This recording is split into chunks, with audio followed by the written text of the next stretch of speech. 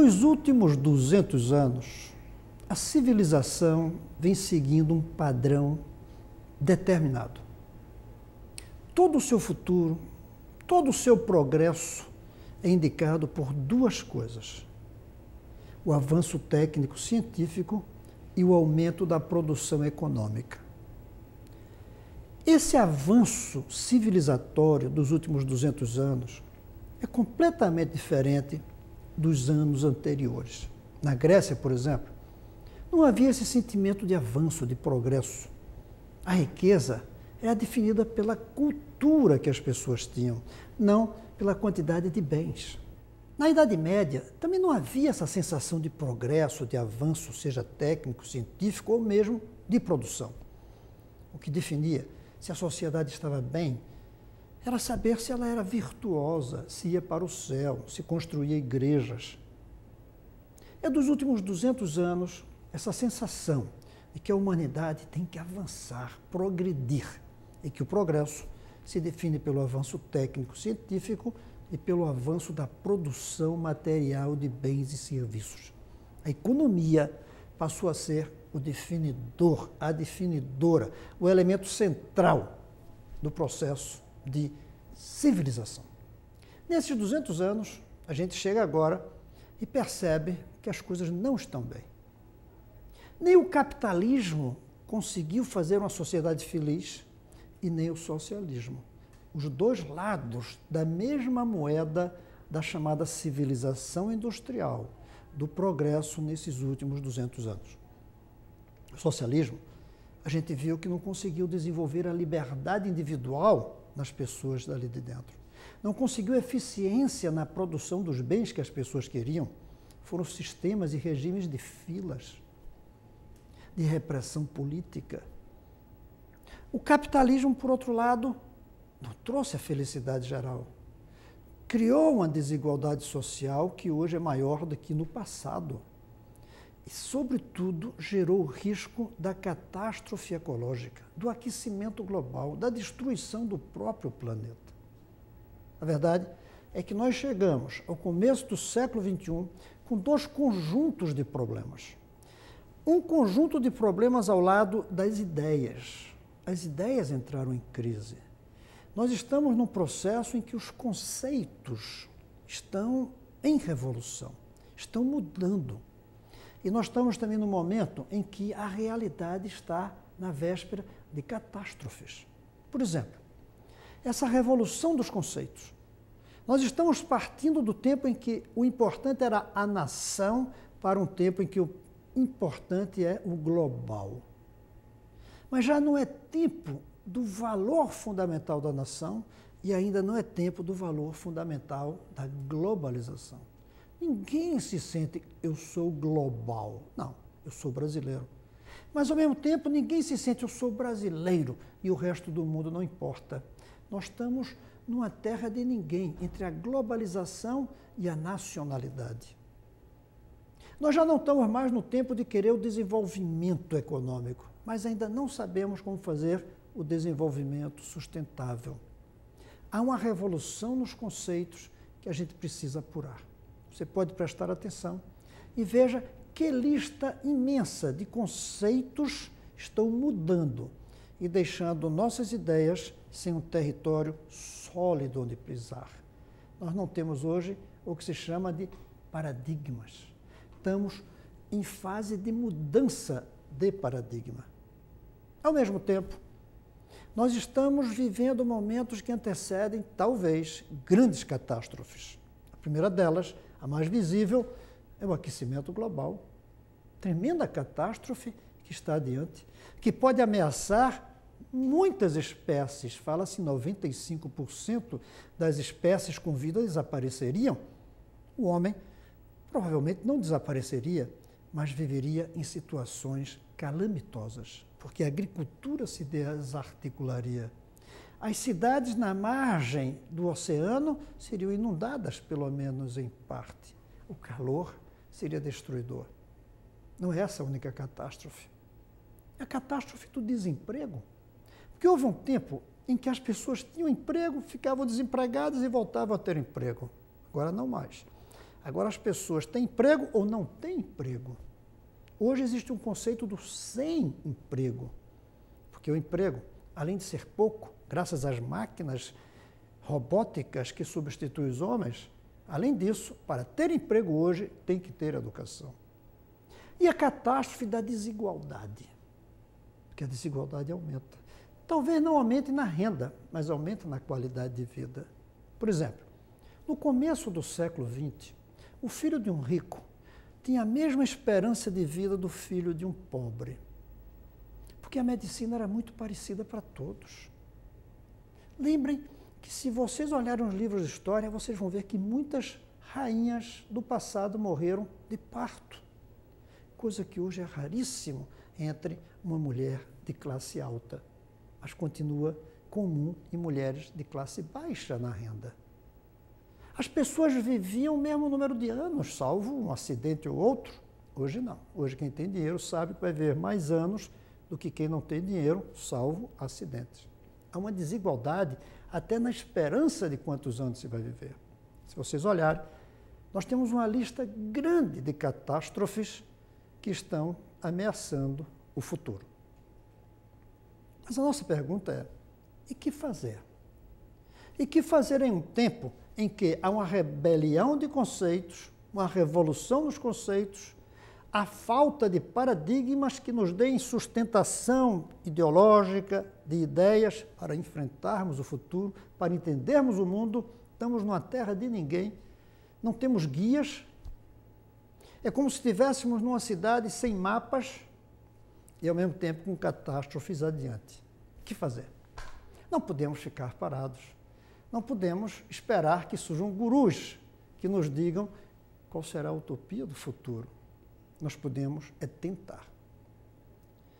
O que eu quero colocar nessa aula é uma proposta, não é a proposta. É uma proposta intermediária, provisória talvez. É a ideia de que o que a gente deve procurar daqui para frente seria garantir a todo ser humano a mesma chance na vida.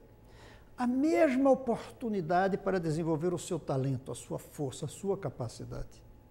Essa é a utopia. Não mais a utopia do capitalismo que diz vamos produzir mais e todos serão muito ricos. Mentira. Até porque se todos forem muito ricos, a natureza se acaba rapidamente. Nem a proposta do socialismo de que todos seremos iguais. Porque foi mentira e se fôssemos iguais, não teríamos liberdade. E como ser iguais quando o conhecimento é tão diferente de um para o outro? A minha proposta é de que a gente não promete a igualdade, mas a gente promete a mesma chance. Todos teriam a mesma oportunidade na vida. Como fazer isso? Duas pernas. A mesma chance, essa utopia, ela viria de dois vetores revolucionários, transformadores da sociedade. O primeiro é a educação. A educação. A educação de qualidade igual para todos. A educação de qualidade para todos assegura a mesma chance entre todas as classes sociais. O menino nascer, seja rico ou pobre, ele tem um cérebro igual. Os cérebros são iguais para as crianças, salvo anomalias. Normalmente, o cérebro de uma criança é igual, rico ou pobre, branco ou negro, nascido numa cidade grande ou numa cidade pequena, o cérebro é igual. Precisa dar a mesma chance para esses dois cérebros iguais. Isso vem da escola igual para todos. Esse é o caminho para garantir a mesma chance entre classes sociais. Acabar com a loteria que hoje existe, se nasceu de uma família rica ou de uma família pobre. Se nasceu numa cidade grande, onde o prefeito gosta da educação, ou numa cidade pequena, onde o prefeito não gosta de educação, ou mesmo que goste de educação, não tem dinheiro para pagar bem aos professores, para comprar bons equipamentos. A mesma chance vem, em primeiro lugar, de uma escola igual para todos. E a outra perna da mesma chance é a ecologia. É um modelo de desenvolvimento sustentável que vai garantir a mesma chance entre gerações. Então, veja bem, a escola dá a mesma chance entre classes de hoje. A ecologia respeitada dá a mesma chance entre gerações. Essa geração vai dispor de uma natureza tão rica quanto a geração futura, dos nossos filhos, netos e bisnetos. Para mim, essa é a revolução que a gente pode fazer. Enquanto não resolvermos a crise de paradigmas e para enfrentarmos desde já a crise das catástrofes que ocorrerão na realidade. Para que essa utopia se realize, é preciso uma coisa antes. É preciso ter uma eficiência no sistema social e econômico, porque senão a gente não vai ter a boa escola, nem vai ter a ecologia respeitada. É preciso ter uma base de eficiência no funcionamento da economia, no funcionamento da política, no funcionamento da moradia, da justiça, nas condições da saúde pública. Então, uma eficiência na saúde, na moradia, na economia, na política, na justiça. Mas isso é fácil de conseguir. Isso a gente precisa de pequenas medidas. O importante são as duas pernas. A educação igual para todos e o desenvolvimento sustentável para garantir a natureza sobreviver para as próximas gerações. Além disso, é preciso dizer que hoje o Brasil precisa de 3 planos emergenciais para enfrentar a corrupção, para enfrentar o desemprego e para enfrentar a violência. Violência, desemprego e corrupção. Já. Esse é o sistema. Esse é o sistema que vocês podem ver por um desenho. Um desenho que mostra toda essa concepção da mesma chance para todos, por meio da educação igual e por meio da ecologia respeitada. Qual é o nome que a gente daria para isso? Não é socialismo. Não é puro e simples capitalismo. Qual é o nome que a gente daria para isso? Eu gostaria de chamar isso de educacionismo. Primeiro, porque é a educação igual para todos que vai dar a mesma chance entre classes. Segundo, porque é a educação que vai construir um modelo de desenvolvimento sustentável ecologicamente. Porque a educação traz 2 coisas necessárias para um modelo de desenvolvimento econômico sustentado. Primeiro, é a mudança na mentalidade das pessoas. Fazer com que as pessoas comecem a perceber que o bem-estar, que a riqueza, não vem só do consumo. Que as pessoas comecem a aceitar que é preciso reduzir o consumo. Que é preciso respeitar a natureza. Isso vem de uma mudança de mentalidade que passa pela educação. Mas não é só aí. É que o desequilíbrio ecológico só será superado com novas técnicas, com tecnologias diferentes, como, por exemplo, o etanol, o biodiesel, a energia solar, a substituição de certas matérias-primas, a reciclagem.